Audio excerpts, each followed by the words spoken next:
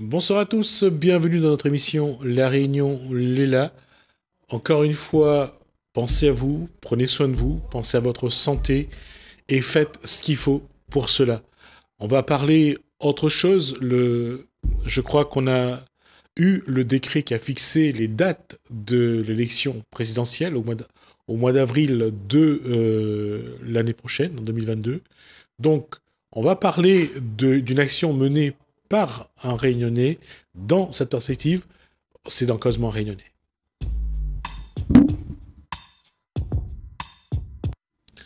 Bonsoir. Bonsoir Jesmy, bonsoir toute la Réunion. Bonsoir Frédéric Amani. Et je prends le temps de le dire parce que la question c'est, quand on dit que Frédéric Amani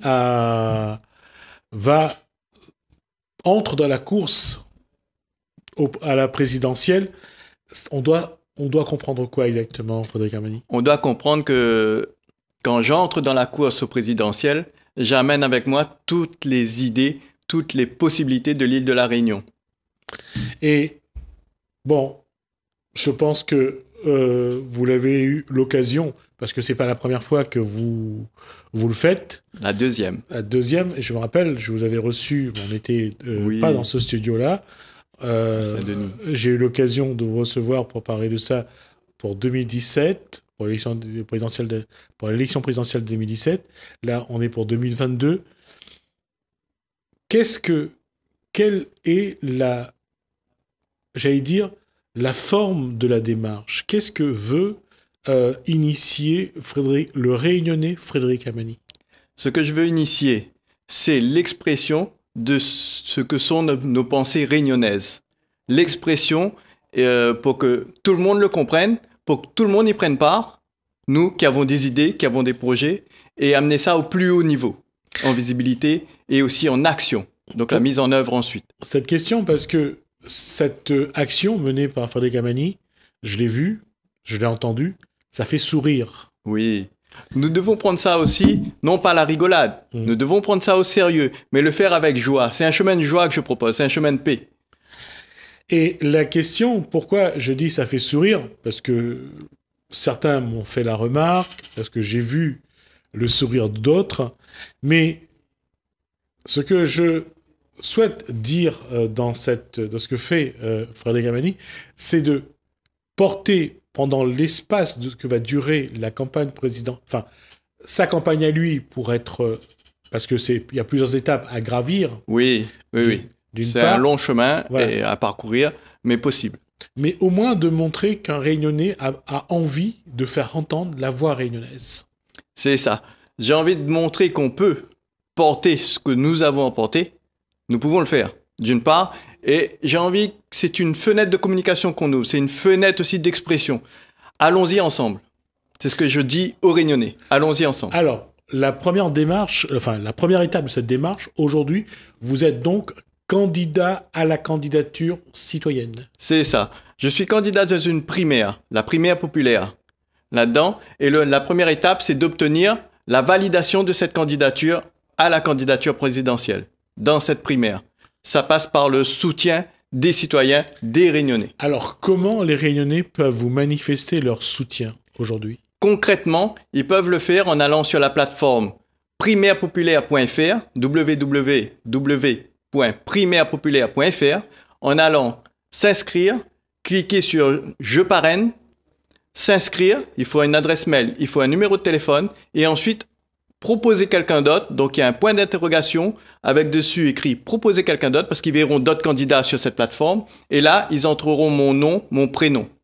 Tout simplement, ils valideront, ils confirmeront, et c'est fait. En 2 minutes, c'est fait. D'accord.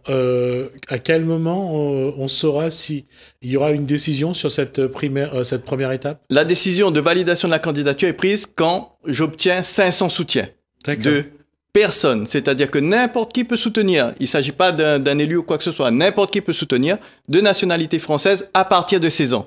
C'est important aussi de le préciser. Et quand j'obtiens 500 soutiens, automatiquement ma photo apparaîtra et ma candidature sera validée. Donc je ferai partie en concurrence avec Mélenchon, Christiane Taubira et d'autres, Ruffin et d'autres personnalités Aujourd'hui, il y a beaucoup de ce type de personnalité, mais il y aura aussi ma candidature d'un Réunionnais à cette présidentielle, dans cette primaire populaire. D'accord. À ce moment-là, pendant cette... non, je vais changer ma question. Quelle va être la stratégie de Frédéric Amani pour mobiliser les Réunionnais, pour les amener à le soutenir? À partir de ce moment-là, nous allons ouvrir et lancer un appel aussi. Nous avons déjà un certain nombre de personnes, un certain nombre d'équipes qui sont en veille, qui sont en attente de cette validation de candidature, qui ont déjà des projets à proposer, qui ont déjà inscrit des projets et qui vont s'inclure dans la démarche. Et d'ailleurs, on lance un appel à tous les Réunionnais, ceux qui ont des projets, des idées, préparez votre dossier, peu importe la forme, amenez-le et on l'insère. On l'insère dans le projet, aussi bien à l'échelle de la Réunion qu'à l'échelle française. D'accord. Aujourd'hui, vous en êtes où? Aujourd'hui, les informations qu'on a nous amènent à peu près à 50%, c'est-à-dire 250 soutiens. Il en manque encore la moitié, donc on continue les efforts, on continue à informer, à mobiliser pour justement valider cette candidature qui permettra de nous donner une visibilité. D'accord. À l'échelle nationale, à l'échelle locale, à l'échelle nationale et bien plus loin. Il y a cette première étape, après Oui. Quelle sera la seconde? La seconde étape, ce sera d'obtenir 20 000 soutiens. C'est vraiment un projet collectif qu'on propose. Donc ça va vraiment mobiliser nos idées, nos projets. Les personnes qui sont intéressées, venez. Nous aurons la possibilité justement de faire une campagne pour mettre en avant la Réunion. C'est-à-dire que nous allons travailler à l'échelle de la Réunion, mais aussi à l'échelle française. Donc il s'agit de mettre en place une politique française dans laquelle sera inclus la vision de la Réunion de demain, j'ai envie de dire. Et c'est un travail collectif, il faut le voir aussi avec la société civile française. Donc équipe locale et équipe nationale. La question là-dessus, encore une fois, c'est que comment faire en sorte que le projet, parce que ce que les gens veulent connaître aussi, c'est quel projet Frédéric Amani porte aujourd'hui pour la Réunion. Est-ce qu'il l'explique quelque part? Est-ce qu'il y a un endroit où ils peuvent aller voir ce que Frédéric Amani veut porter pour la Réunion? Oui, il y a un site, s'il faut une recherche sur mon nom déjà, ou sinon le site c'est directement politiquefrance.fr, politique avec un K, francecollé.fr, www, sur lequel sont exposées les idées qui ont traversé depuis 2016 jusqu'à aujourd'hui, qui donneront une visibilité, une ligne directrice sur les idées qu'on porte, en sachant que actuellement nous voyons les problématiques de société que nous avons, qui ont un peu évolué depuis 2016, notamment au niveau de la sécurité alimentaire. Nous voyons toute la pression qu'il y a actuellement sur le risque au niveau dans ce domaine-là. Au niveau aussi de tout ce qui est les problématiques de santé publique, aussi bien au niveau des pollutions, donc se prévenir des pollutions, au niveau de l'accompagnement de nos publics fragiles, de nos malades. On a vu le dégraissement des hôpitaux, du personnel hospitalier, toute la pression qu'il y a sur différents corps de métier. C'est clair que nous voulons remettre tout cela à niveau. Et encore une fois, mais pour le Réunionnais lui-même, qui a déjà, dans l'histoire, il y a un Réunionnais qui a été à Matignon. Tout le monde se souvient de Raymond Barre, Premier ministre de Valéry Giscard d'Estaing, en 1978, je crois. Pour ne pas me tromper sur les dates. À voir aujourd'hui, quand on regarde Frédéric Amani, on ne peut pas dire qu'il a la posture, qu'il a le physique de quelqu'un qui peut... Ils ont peut-être du mal à le voir dans le costume de président avec la médaille suspendue au cou. Comment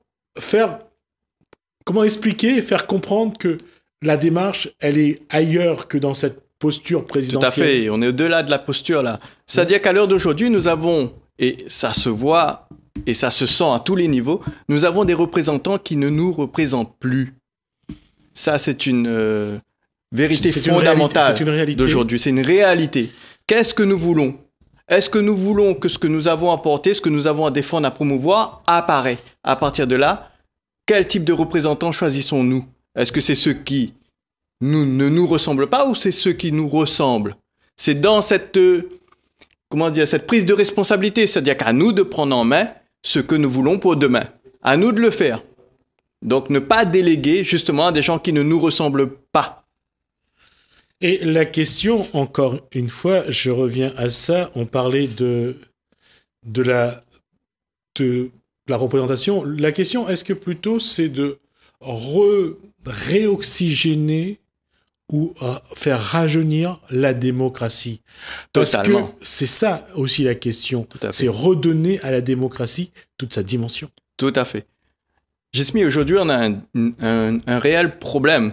C'est-à-dire que la population, le peuple, nous n'avons pas de place dans les décisions qui sont prises pour nous gouverner. Il n'y a plus de place pour le citoyen là-dedans. C'est-à-dire que nous avons une élection qui délègue les pouvoirs à des personnes qui ne nous ressemblent pas, qui prennent des décisions non plus pour nous, mais pour d'autres intérêts. Aujourd'hui, au niveau démocratique, il est important de mettre en place une structure, un appareil, un moyen en tout cas pour que nous soyons décisionnels dans la politique publique de demain. Mais c'est très important. On voit à chaque élection les candidats dire que c'est le peuple qui va décider, que les décisions sont pour eux. Mais après chaque élection, je dis pas pour tous les candidats parce que je ne serai pas juste dans mes propos, mais pour beaucoup de citoyens, l'élu qu'ils ont porté au pinacle ne prennent pas les décisions en faveur du peuple. On voit cette peur, je vois cette peur-là. C'est celle de dire qu'on va envoyer quelqu'un dans des élections présidentielles aujourd'hui, ça peut être n'importe quelle élection demain, et puis demain, il y a comme un oubli, il y a comme une absence. Ce que je dis, c'est que prenons, il faut, comme dit ma grand-mère, c'est pas en mettant les mêmes épices dans la marmite qu'on va obtenir un carré différent. Aujourd'hui, je fais partie de ces éléments différents, j'ai envie de dire, à mettre dans le circuit, à mettre dans la marmite pour obtenir quelque chose de différent.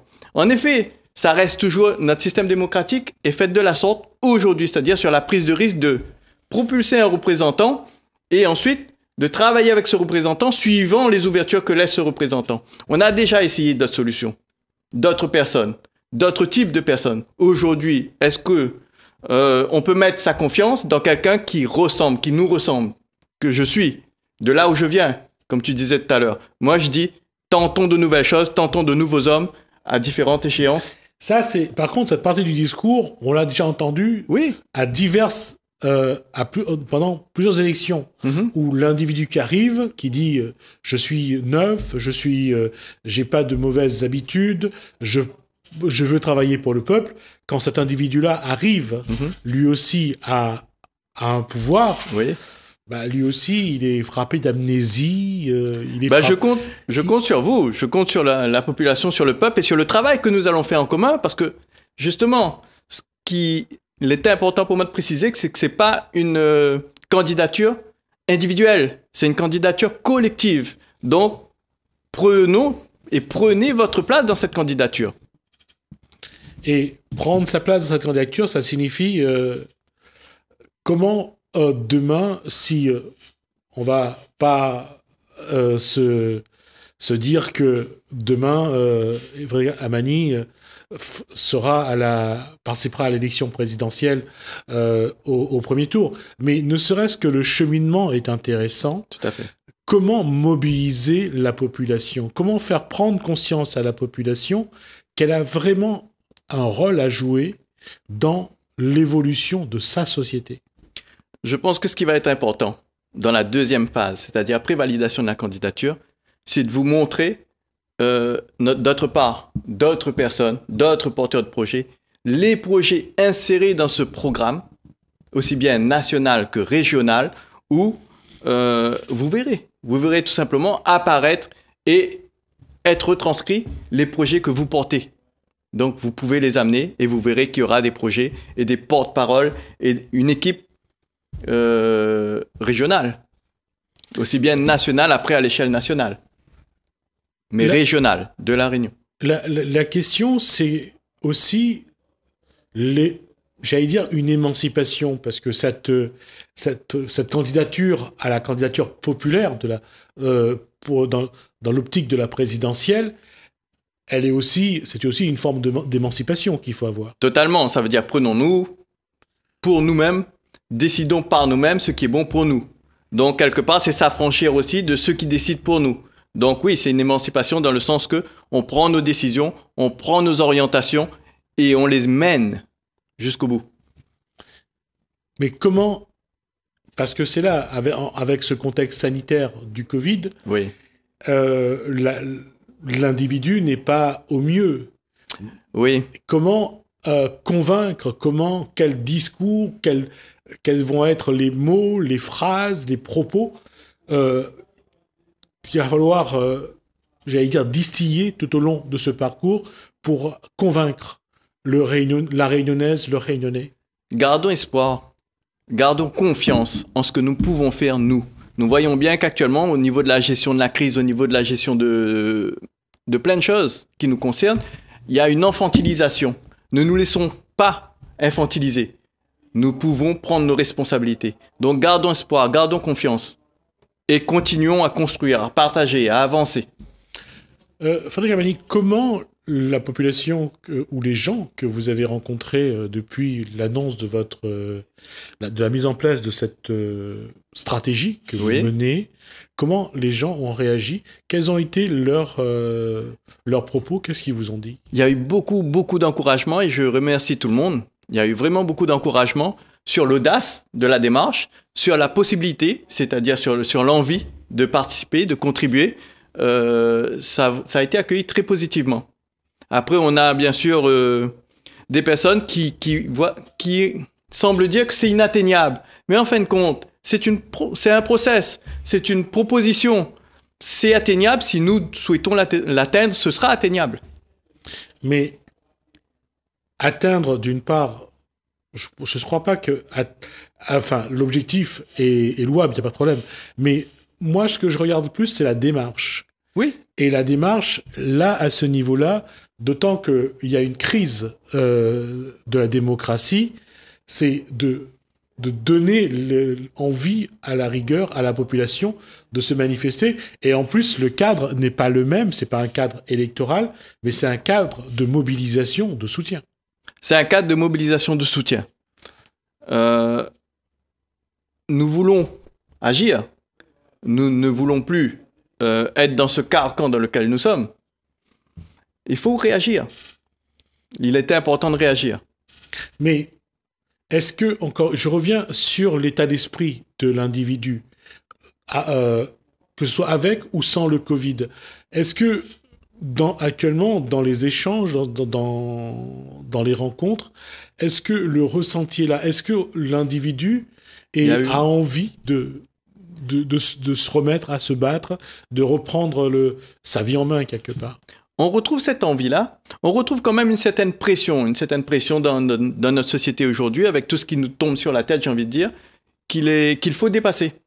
Et en effet, on la sent. C'est-à-dire que dans cette campagne, on trouve des gens qui disent que ouais, mais c'est compliqué, on va pas pouvoir, tout est déjà décidé. Et je leur dis, on peut aller au-delà. On peut justement ne pas laisser les choses se dérouler comme ça a l'air d'être. Donc, à nous d'interférer et à nous d'amener ce que nous avons amené. Il est important de garder espoir, il est important de ramener de la positivité, il est important de s'exprimer, tout simplement. Frédéric Amani, et d'y croire. Et puis, il y a une chose qu'il faudra quand même qu'on soit conscient, c'est que Frédéric Amani, à sa façon, à sa manière, intègre le Réunionnais dans le débat présidentiel. Qu'importe la longueur de son parcours, mais au moins il a le mérite d'ouvrir ce débat. Et encore une fois, que ce soit la Réunion d'une manière particulière ou l'ultramarin de manière générale, quelle est la place de ces confettis de l'Empire dans l'avenir du territoire français? Aujourd'hui, je pense que les Réunionnais, nous-mêmes, mais les Outre-mer en général et la France entière ne sont pas conscients que le territoire français, notamment avec ses ressources marines, qui lui amènent une position géostratégique très importante, ne sont pas conscients de l'importance que nous représentons. Nous faisons partie de la France entièrement et nous lui amenons un volume de richesses et de possibilités qu'elle n'aurait pas sans nous. Donc nous avons toute notre place dans la politique française. Oui, parce que je crois que la France est le deuxième territoire marin au monde, derrière les États-Unis, pour ce qu'on appelle la ZEE, la zone exclusive à la zone économique exclusive. Ouais. Et c'est quand même mieux que l'Europe. C'est énorme. Ouais, c'est énorme. énorme. Ouais. Ça fait de la France une puissance Maritime. Tout à fait. Et militaire. Ouais. Et géostratégique. Tout à fait. Donc, oui, oui. Et notamment, au niveau aussi, il y a quelque chose dont on ne parle pas, c'est la biodiversité. Oui, oui. Aujourd'hui. La richesse qui peut être, qui est retirée de la biodiversité d'aujourd'hui et la biodiversité de demain, elle est due au territoire ultramarin. D'une part, et pour continuer sur cette démarche-là, c'est aussi le rayonnement de la France. Totalement. Sur sur tous les océans. C'est ça. Donc, ça ouvre vraiment des possibilités qu'elle n'aurait pas sans nous. Et surtout, ça met en exergue quelque chose que nous ne voyons pas, parce que chacun est sur une petite île et qu'on a grandi dans cette petite île-là, on ne voit pas ce qu'on apporte à ce rayonnement français. C'est ça. On a souvent tendance à oublier que nous faisons partie intégrante de la richesse française. Et les populations doivent être intégrées à cette richesse et à la participation. C'est ce qu'aujourd'hui, il est important de porter, c'est-à-dire prenons notre place là où nous devons être, c'est-à-dire décisionnaires aussi dans ces politiques que prend la France. Et c'est juste pour se rappeler, si certains en peuvent en douter, c'est que l'Europe a reconnu ces parties de la France qui sont ultramarines dans la fameuse... alors là, j'ai oublié le fameux nom pour dire les régions ultra-périphériques. Régions ultra-périphériques. Voilà. Donc, voilà, ça montre bien, et c'est pour ça que je voulais dire que quelque part, Frédéric Armani, à sa façon, met aussi en exergue toute cette partie de la France dans l'océan Indien et dans le monde. Dans le monde. Voilà. On aura l'occasion de revenir là-dessus. La prochaine fois, on parlera un petit peu de la démarche et comment ça fonctionne. On fera le point et on verra si le Réunionnais veut contribuer à mettre en avant la Réunion, bien sûr, d'une manière particulière, mais aussi tout l'ultramarin, parce que c'est important que on rappelle à la France, on rappelle au territoire français combien le rôle que joue chaque territoire est essentiel. Oui, et soutenir ma candidature dans cette élection, dans cette primaire populaire pour la présidentielle 2022, c'est soutenir les projets, vos projets de Réunionnais et nos projets de Français. On verra ça la semaine prochaine, on verra un petit peu aussi ces projets-là un peu plus en profondeur. Oui. Et on essaiera de comprendre un petit peu la démarche. Merci Frédéric Amani pour ces informations. Merci à toi. On se dit rendez-vous la semaine prochaine. Nous, on marque une pause, on se revoit juste après.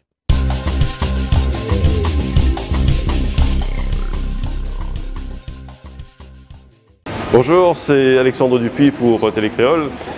Pourriez-vous m'orienter vers la conférence de presse, s'il vous plaît, madame? Nous sommes chez Cycléa. C'est une entreprise qui traite les déchets. Les déchets sont très importants parce que nous consommons beaucoup. Nous sommes dans une société de consommation très compulsive, on va dire. Et les déchets, malheureusement, on a tendance à les envoyer chez nos voisins, en Europe, en Chine, en Australie. Et dans le futur, il est question de recycler, c'est-à-dire reprendre nos déchets, les transformer et créer une roue vertueuse, un cercle vertueux qui nous permettra de ne plus polluer notre environnement et d'avoir un environnement plus écologique. Nous allons voir les différentes personnes qui s'occupent de ces problématiques, de leurs recherches, de leurs projets, et nous verrons que c'est quelque chose qui nous touche tous et qui est vraiment primordial. Bonjour, Laurent Berriot, directeur général de Cycléa. Donc, comme vous me l'avez dit, effectivement, donc notre objectif est de pouvoir contribuer à la mise en œuvre, au développement de l'économie circulaire sur le territoire. Une grande partie de nos déchets sont aujourd'hui exportés. Je l'ai indiqué tout à l'heure que Cycléa était le deuxième exportateur après le sucre en volume. Et notre objectif est de pouvoir contribuer, d'apporter notre pierre à l'édifice localement et de permettre de valoriser de la matière localement, de faire des circuits économie circulaire courts et de valoriser de la matière aujourd'hui qui est exportée, au lieu de l'exporter, de pouvoir la retravailler localement et de pouvoir la proposer à des industriels qui pourraient être intéressés par exemple par des microbilles-plastiques qui pourraient être intégrés dans leur circuit de fabrication de produits. Nous sommes à l'heure d'une période de transition écologique et l'entreprise se veut être exemplaire sur ce plan-là et de mettre en œuvre sa responsabilité sociétale vis-à-vis du territoire. Joël Théophin, donc je suis Joël Théophin, directeur d'exploitation de Cycléa. Donc je m'occupe principalement du centre de tri. Je suis le docteur Baptiste Lélage. Je suis donc médecin du travail et je travaille au service de santé au travail Intermétra. Donc Véronique Guarot, responsable qualité, sécurité, environnement. Ouais. Donc effectivement, comme on l'a expliqué aujourd'hui, Cycléa s'inscrit dans des projets d'économie circulaire. À l'heure actuelle, c'est vrai que nos déchets sont exportés à travers notre service négoce, mais l'idée est de mettre en place des projets avec des filières de valorisation en local. Réutilisation des produits en local, quelle que soit la manière. Donc ça peut être d'autres industriels qui se positionnent, nous aussi mieux travailler sur les encombrants, mieux travailler sur le recyclage du plastique et autres. Donc il y a plusieurs projets qui sont dans les tuyaux. Là, il n'y a pas nécessairement de brevets, ces technologies, il faut savoir qu'elles existent, de valorisation du plastique. Le plus connu, c'est faire des paillettes avec les plastiques, de manière à pouvoir les réutiliser après dans la fabrication aussi d'objets en plastique. De transformer le verre, de travailler, de transformer le carton également, dépulpation de carton et autres. On est optimiste, je pense qu'on est au début du système, donc il y a plein de choses qu'il va falloir créer, il y a plein de choses qu'il va falloir inventer. La difficulté sur un territoire comme le nôtre, c'est que nous avons des déchets, mais nous avons des gisements qui souvent sont insuffisants pour pouvoir mettre en place des unités industrielles. Et mettre en place avec une petite difficulté sur la Réunion où il y a l'effet volume aussi. Pour faire de l'industrialisation, il faut du volume. Donc il faut qu'on arrive à être capable aussi de recentrer nos produits pour trouver une valorisation aussi avec un business plan qui soit rentable. Donc la difficulté est de pouvoir trouver le juste milieu, le juste équilibre entre un outil qui pourrait être performant et de la rentabilité économique et surtout de trouver des débouchés localement. Et ça suppose effectivement qu'il y ait une volonté très forte, une volonté à la fois politique mais une volonté également économique, que des acteurs industriels décident de se mettre sur ces marchés de façon à pouvoir donner du sens à l'économie circulaire sur notre territoire. D'abord, je peux dire que j'ai déjà la fibre très écolo, donc je suis très sensible au travail que fait Cycléa et à son engagement pour l'environnement. Et je pense qu'il y a énormément à faire à La Réunion sur ce plan. Le diplôme qui nous permet d'attester que Cycléa est bien certifié ISO 9001, ISO 14001 et ISO 45001. Je suis vraiment, moi je suis vraiment, on va dire, le chef de projet sur la partie triple certification, qualité, sécurité, environnement. Nous avons mis en place un système de management intégré en continu et nous allons devoir tous les ans faire évaluer notre performance pour la fin. Je suis vraiment la personne qui pilote. Je suis l'architecte du projet avec mon comité de pilotage. C'est nous qui avons mis en place les normes ISO 9001, ISO 14001 et ISO 45001 sur le périmètre du centre de tri et l'activité négoce également. La Réunion est une île splendide et magnifique que je découvre depuis quelques années. Je suis là depuis 1 an et demi. Et en même temps, je suis un peu désespérée de voir cette quantité, comme disait Monsieur Blériot tout à l'heure, ce consumérisme à La Réunion. Cette quantité de choses qui arrivent par les containers et qui restent sur l'île et qui ont beaucoup de difficultés après à être recyclées. Avec les outils qui sont en train de se mettre en place, je pense à l'outil multifilière Reneva, nous devrions pouvoir arriver à trouver un équilibre dans la valorisation de nos matières puisque l'enfouissement n'est plus permis à l'horizon 2023, mais de pouvoir à la fois permettre la création d'exutoires locaux, donc de pouvoir exporter travailler, valoriser des matières nobles sur le territoire, de pouvoir exporter certaines matières qui ne pourraient pas être travaillées localement et de pouvoir fabriquer de l'énergie avec également ce type de matière. Déjà, ce que je voudrais saluer, c'est l'engagement de M. Blériot et de toute son équipe, de toute son entreprise. Moi, mon rôle aujourd'hui, c'est de m'assurer qu'on applique bien les exigences qui sont dans les différents référentiels. Donc en gros, c'est de mettre un cadre de définir les rôles et responsabilités de chacun. Donc moi, quand j'ai rencontré M. Blériot, j'ai tout de suite vu cette personne extrêmement engagée voilà, on a tissé une relation de confiance au fil du temps. Et cette relation de confiance, elle est indispensable pour qu'en tant que médecin du travail, on puisse œuvrer dans les entreprises. Puisque notre mission première, c'est de veiller à la santé et à la sécurité, la santé mentale et physique, et à la sécurité des travailleurs tout au long de leur parcours de vie. Sur la partie santé-sécurité au travail, c'est d'évaluer les risques professionnels, de mettre en place des actions correctives pour maîtriser les risques. Et sur la partie environnementale, c'est tout ce qui est respect de la réglementation environnementale applicable. La plupart de nos matières aujourd'hui, on a réorienté nos flux dans le cadre de notre responsabilité sociétale et environnementale. Nous les avons renvoyés vers l'Europe, principalement vers la France, puisque nous avons des usines, des papeteries qui recyclent aujourd'hui le papier qui est issu de la collecte sélective de notre territoire. C'est aussi d'évaluer nos aspects environnementaux significatifs pour pouvoir derrière les maîtriser, c'est que ce système fonctionne et puis de l'améliorer en continu à travers le suivi d'indicateurs, le suivi de l'atteinte de nos objectifs. Donc le schéma d'économie circulaire est en train de se mettre en place et oui, gageons que dans 10 ans, nous ayons un modèle vertueux et que nous devenions finalement un exemple pour les pays de l'océan Indien. Nous avons fait un tour de table des responsables. Et maintenant, vous avez pu vous forger une idée de ce qu'est Cycléa, du traitement des déchets, de l'avenir de nos déchets, parce que c'est quelque chose de très important, vous l'avez compris. On ne peut plus se contenter de les envoyer ailleurs. Maintenant, il faut les retraiter nous-mêmes. Et c'était une conférence de presse pleine d'espoir. Et je pense que l'avenir pour l'écologie, pour l'environnement sera très radieux. Et cela grâce à Cycléa.